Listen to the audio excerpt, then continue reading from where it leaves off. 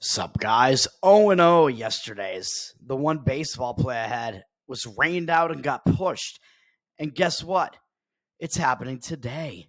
So we'll talk about that in a minute. I'm going to have the same play in that game because it's the same matchup. I'll talk about it in a minute. But today is going to be the day of the youth pitching in baseball. I have a lot of baseball plays today. I just can't help myself.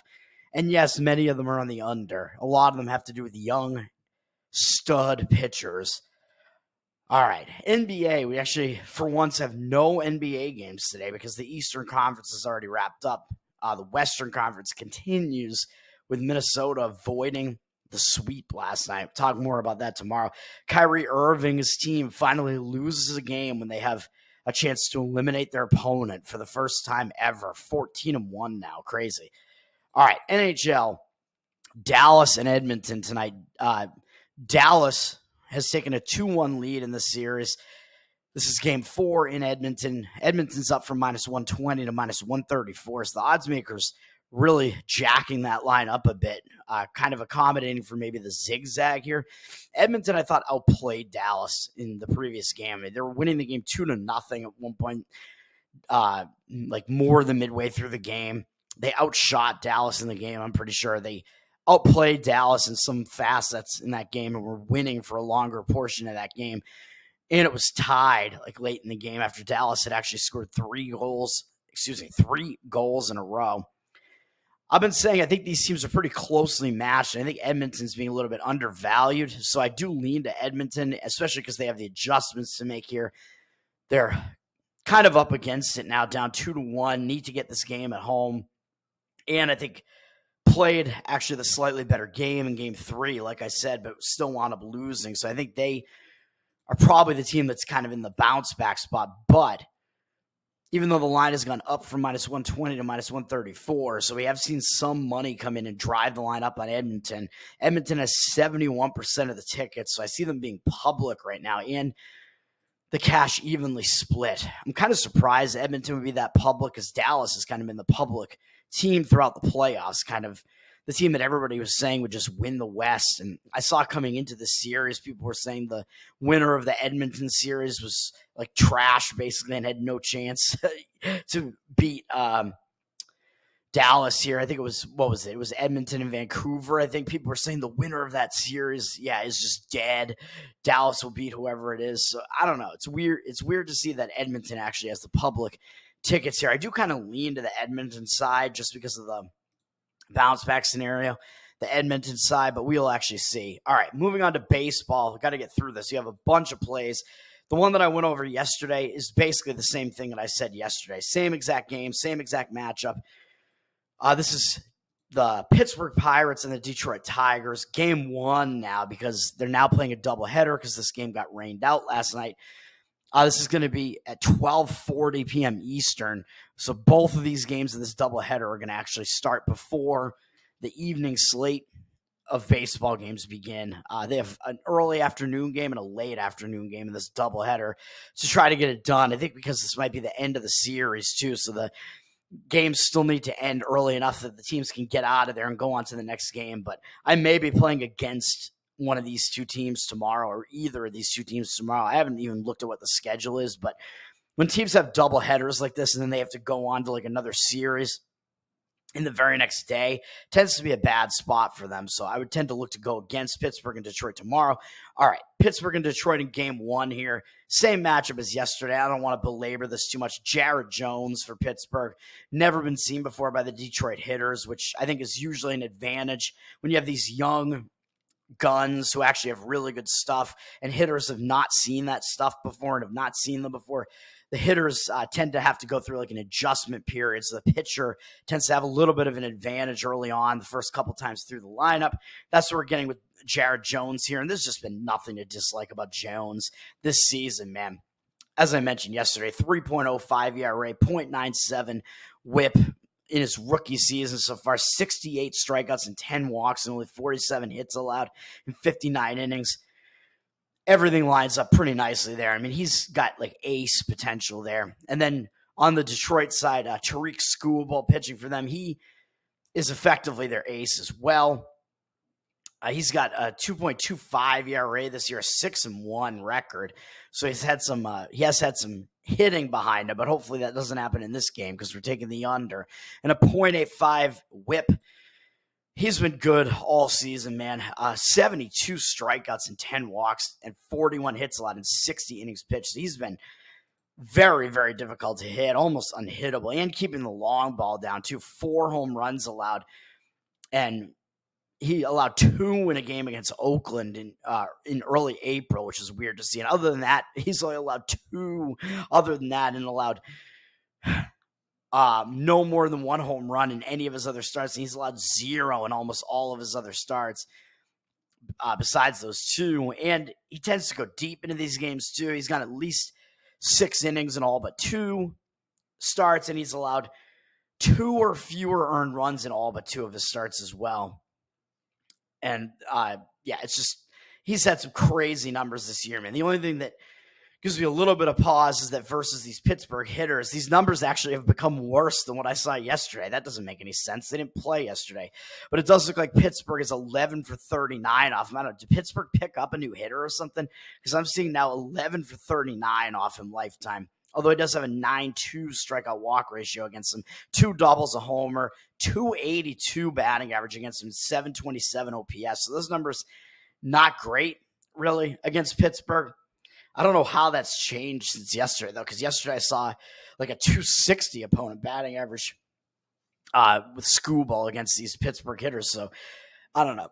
Tough to say, but I don't think it's bad enough to stay off of that game. And because they had the day off yesterday and they didn't play the day before that, now you just have even extra rest for the pitching staffs here. So the bullpens are even more rested than they were yesterday. So I think that helps with an under as well. You have bullpens that have now been off for 2 days. And as far as the hitting is concerned, you'll say, yeah, but the hitters are rested. Yeah, but I think having extended time off could affect like the hitter's timing and stuff too. And having to come in and face really good pitchers on both sides like this seems a little bit difficult. So I think all of that lines up for a nice play on the under, despite Skubal having not the best numbers against Pittsburgh there. 6 of Pittsburgh's hitters have seen him before, and yesterday I saw only 5 listed. I look at ESPN for this, so a little bit weird there. All right, next up, Game 2 in the doubleheader. I'm playing it, even though we don't even know who Detroit's starter is. Oh, and by the way, in that first game, the line's going down again. It opened at 7, and it's gone down to 7, heavily juiced to the under at -120. Now, I was able to still find the 7 at -110.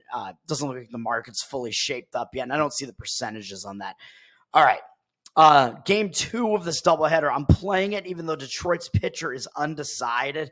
I don't even care right now. We see Detroit open -115 and it's dropped to -110.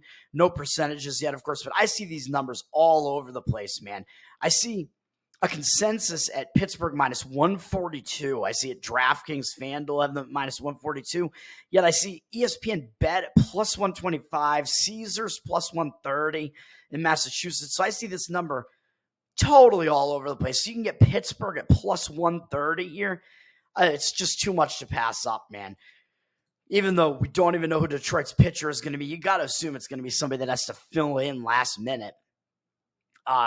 Hopefully it's not some like young gun that Detroit is going to bring up for his major league debut, because if it is, then I'd kind of be like, oh God, no, I actually don't want to do this. I actually want to play the under here instead of playing Pittsburgh, but we'll see about that. But as far as it stands right now, Pittsburgh would be the side to play. And like, you kind of have to play it now if you want that ridiculous underdog number that some of these books are hanging right now, because they don't know who's going to be starting here. So I don't know what's going on in the market there. But Paul Skeens is pitching in this game for Pittsburgh, man. He's come right out of the gate, like dominating, basically. He struggled a little bit in his first start of his career against Chicago, against the Cubs, but he still had 7 strikeouts in that game in 4 innings pitched. Then he came out and he threw a no-hitter for 6 innings against the Cubs after they had just seen him and struck out 11. And then he had another good start against San Francisco, even though he wound up, his team wound up losing the game, but it wasn't his fault as he threw 6 innings of 1-run baseball. only striking out 3 in that one, so strikeout number went down a little bit. But Skeens is off and running, man. In 3 starts so far, 16 innings pitched, 12 hits allowed, 21 strikeouts, and 4 walks. So he's just out of the gate. He's just dominating, I would say. Tons and tons of strikeouts, and he's up against a Detroit team that doesn't have a very good offense, and they've never seen him before. So this sucks for Detroit, man. In this doubleheader, they have to face Pittsburgh's 2 young guns back-to-back like this and have never seen either of them before, which I think they're going to struggle against these 2 pitchers, man. They're going to be thrown off. So I think it's too much to pass up grabbing Pittsburgh at a plus 130 underdog price here. And hopefully Detroit is bringing somebody up who sucks, basically, and who's some fill-in pitcher. Or maybe they're not even going to bring somebody up. Maybe they'll bring somebody out of the bullpen to make the start. So I like that one, too.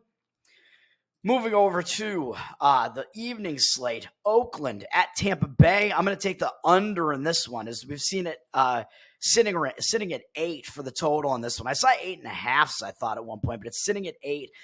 Tickets evenly split 50-50 on the over and under. 96% of the cash, however, on the under, and I think I see why.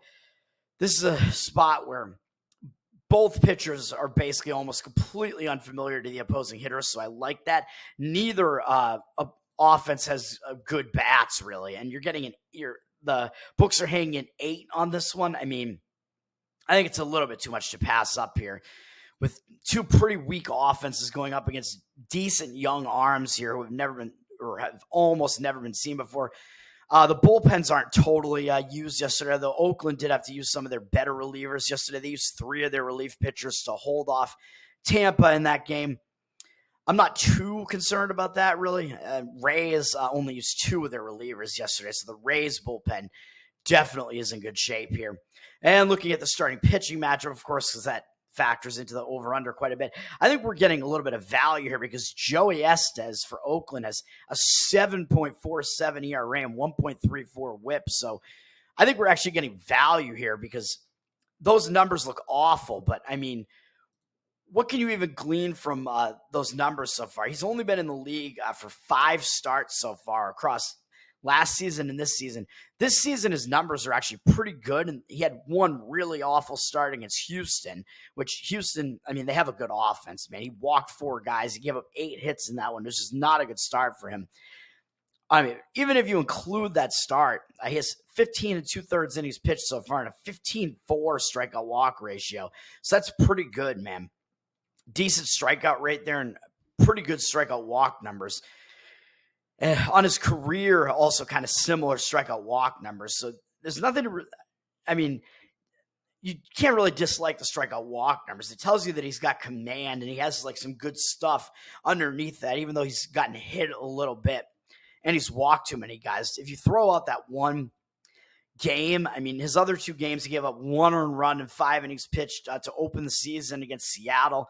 And he gave up, 4 earned runs against Colorado. In 7 innings pitched. And across those 2 starts, he had 11 strikeouts and no walks. So throwing out that Houston start, he's been quite good, even though you might say, well, he's alternating good and bad starts. Maybe. But I think it's more so that Houston is just a pretty good hitting team, and he just struggled in that game. Tampa Bay definitely does not have as strong a lineup, and these Tampa hitters have never seen him before. So I think Estes, he's only a 22-year-old, man. You can see he has decent strikeout stuff and pretty good strikeout walk numbers, so pretty good command. So I think he might have some success in this one against these hitters that haven't seen him before for the reasons I stated before. And then on the other side, Ryan Pepiot is pitching for Tampa.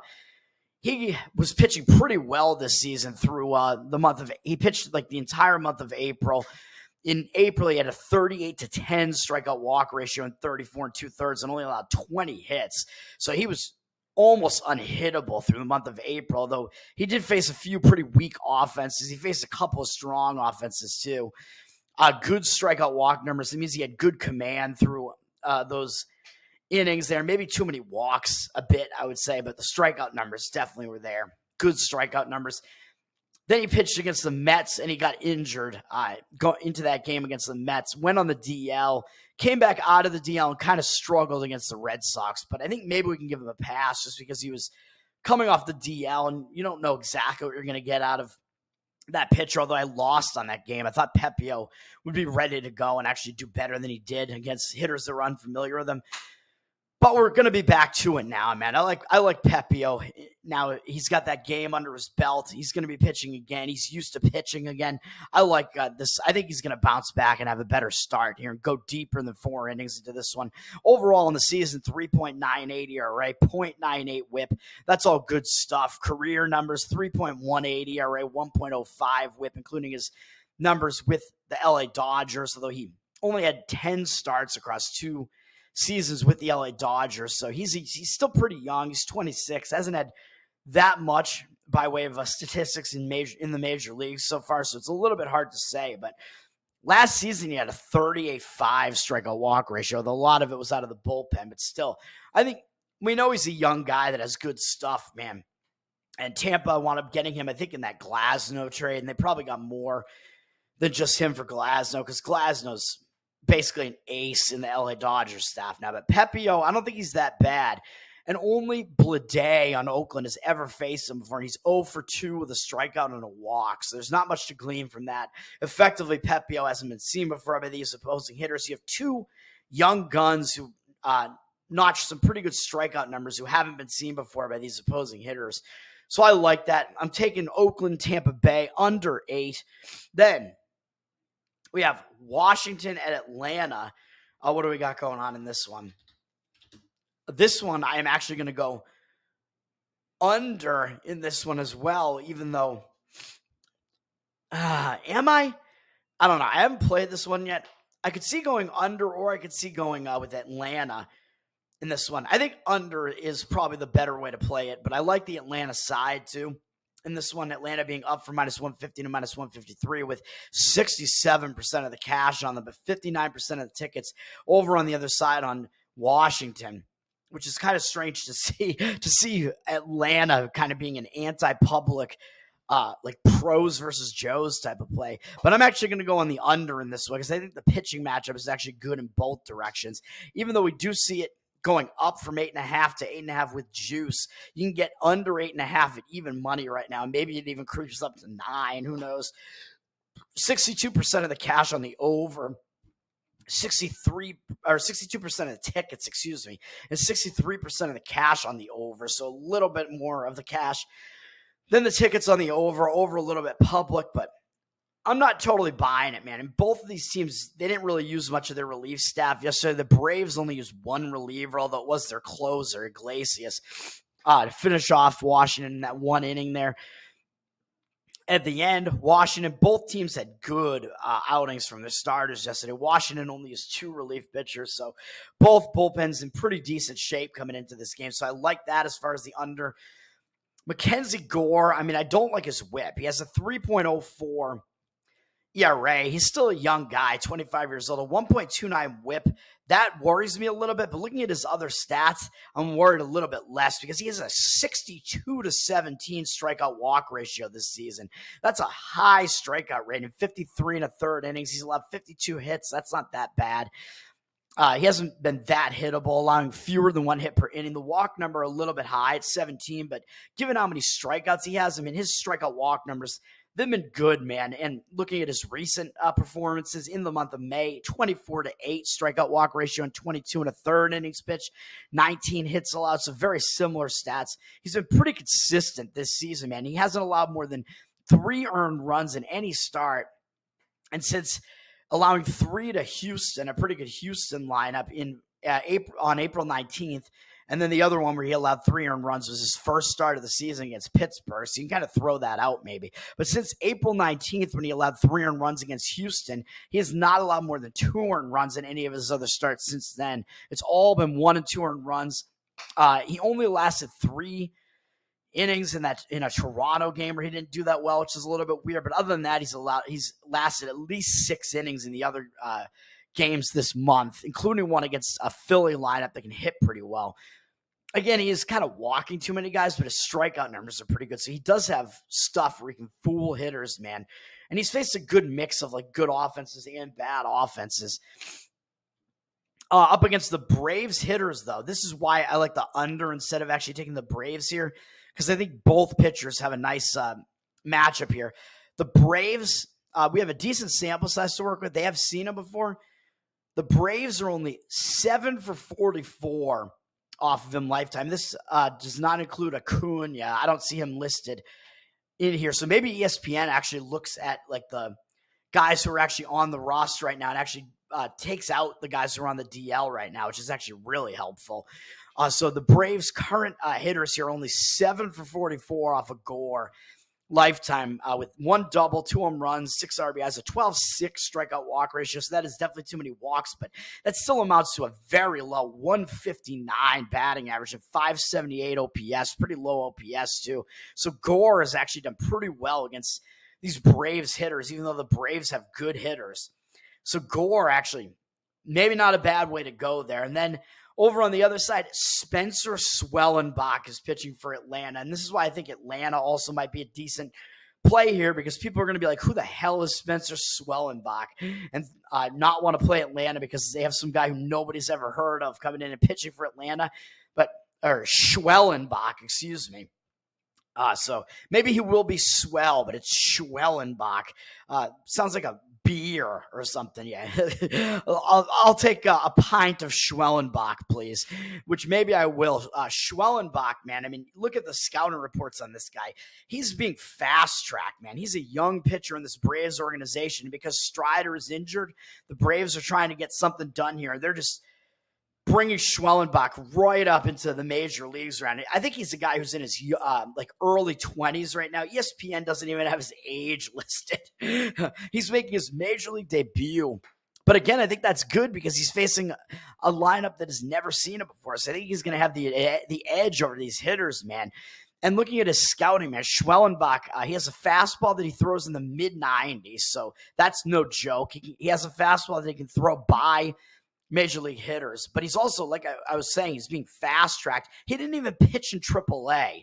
He was pitching in single A, moved up to AA, had I think really good numbers in AA this year, with like a 1-something ERA, very low whip, very high strikeout walk ratio, like 50-something strikeouts and 10 walks or something like that in the minors. He's skipping over AAA and they're just throwing him right into the fire, man, into the major leagues. And again, like, I like this man because he does have the stuff.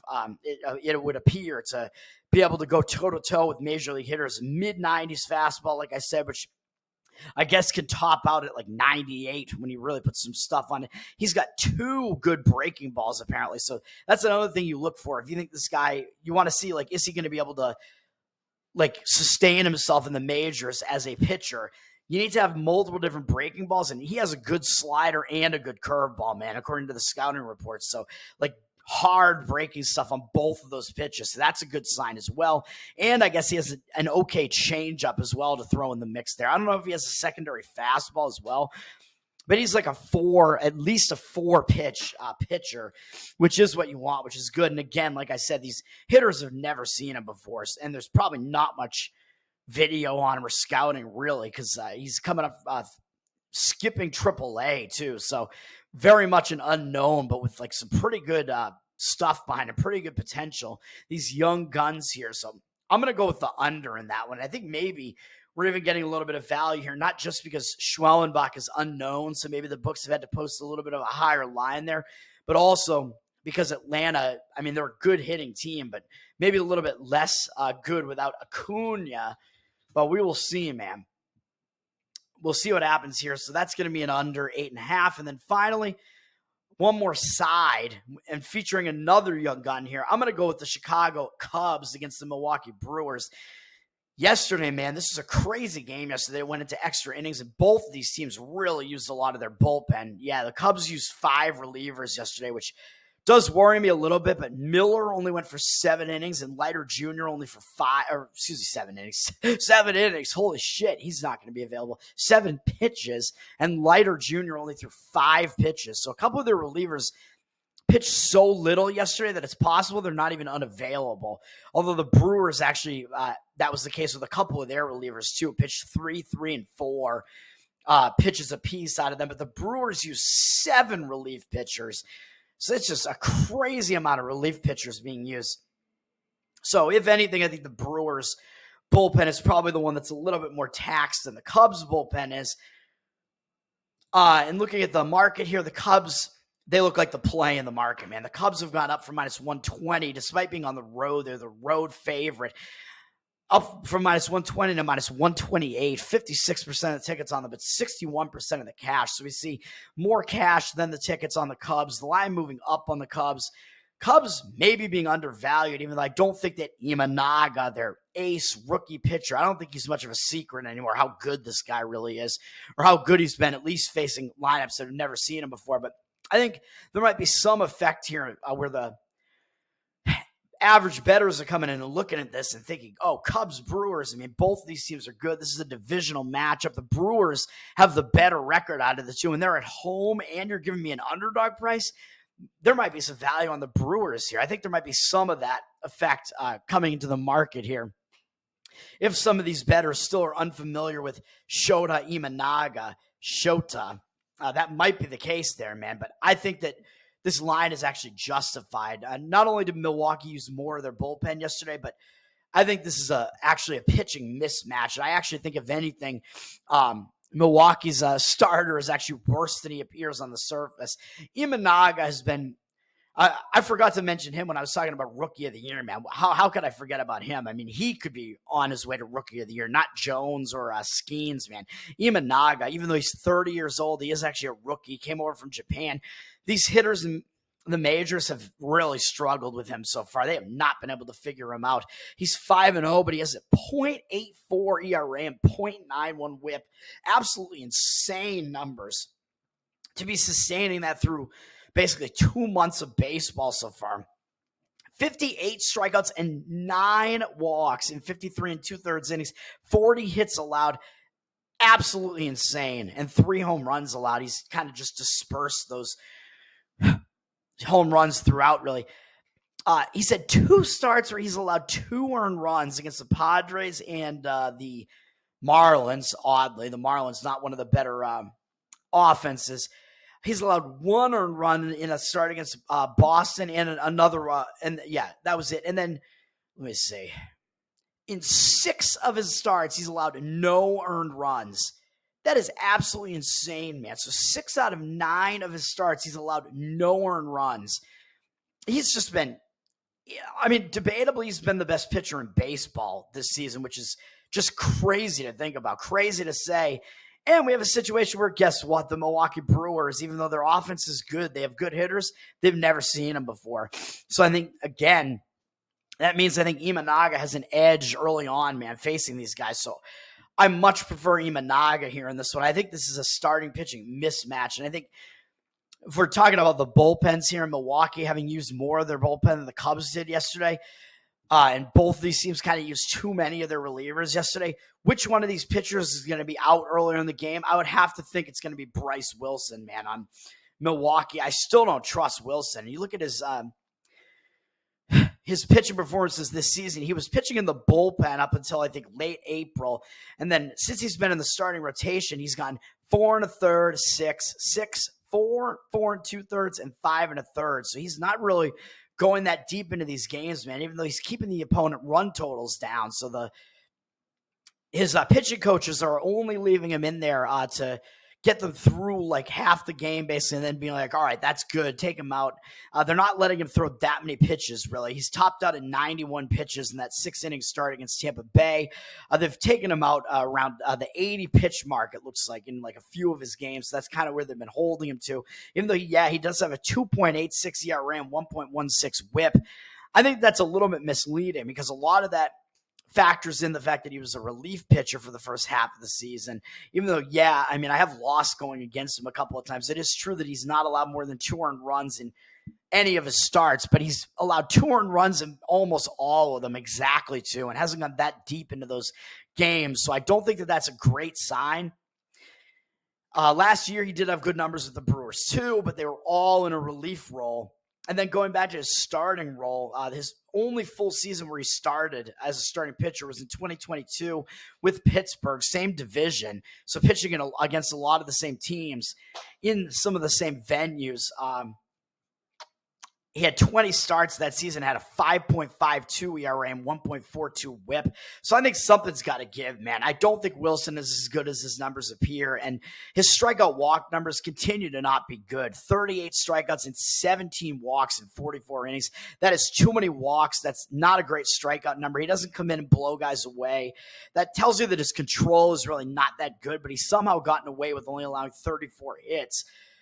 But the amount of hits that he's allowed, I think, has gone up a bit since he's gotten into the starting rotation. It's just that Kansas City start where he threw a one-hit, six-inning performance, I think is kind of throwing off the numbers a bit too. And he still walked 3 guys in that one. So obviously, I think Imanaga is the significantly better pitcher out of the two, and I trust him more than I trust Bryce Wilson. So which way do we want to go in this one? I don't mind playing the Chicago Cubs on the money line, although I think the best you can get now is laying the minus 130, as they are just slightly public, but they have enough cash coming in on the Cubs side. I think in agreement with me that it's bringing the line up further. So I think you could come in and play an alternate run line on this one at -1. You can get a decent price on that one at -1, -106. So paying less than the -110 to play the -1. Or you could make your own -1 run line if you want to. You could play a -1.5 at +130 actually, and split it across the -1.5, -130, or -1.5, +130 and a -130 run line, or just play the straight up run line. I don't mind any of those 3. I'll have to decide which one I want to actually do there, but that's going to do it for me, man. Actually, in a somewhat efficient video this time. 5 baseball plays today. We got under 7 in game 1, Pittsburgh and Detroit. Pittsburgh +130 in game 2 of the doubleheader, even though I don't even know who Detroit's pitcher is. I think that's just crazy, sneaky value on Paul Skeens in that one. Oakland, Tampa Bay under 8. Washington, Atlanta under 8.5. And the Chicago Cubs. Play them however you would like, man, but play the Cubs side. Peace.